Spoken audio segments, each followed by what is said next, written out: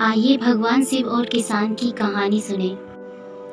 एक बार भगवान शंकर पृथ्वीवासियों पर कुपित हो गए और माता पार्वती को साक्षी मानकर संकल्प किया कि जब तक पृथ्वीवासी नहीं सुधरेंगे तब तक वे शंख नहीं बजाएंगे।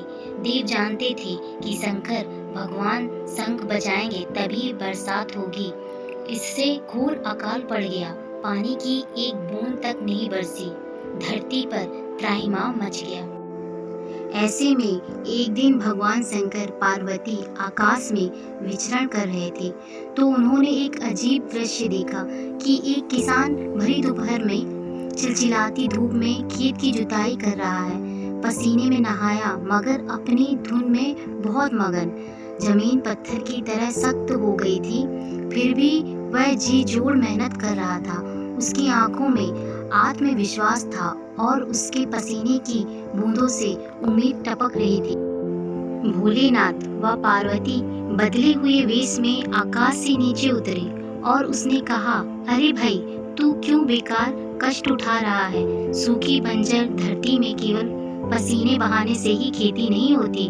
किसान ने हल चलाते चलाते ही जवाब दिया, हाँ बिल्कुल ठीक कह रहे हैं श्रीमान, मगर हल चलने का गुण भूल ना जाऊं, इसलिए मैं हर साल पूरी लगन के साथ जुताई करता हूँ। जुताई करना भूल गया तो केवल वर्षा से खेती हो सकेगी क्या? मेहनत का अपना ही परम आनंद है। मैं लोभ के लिए खेती नहीं करता।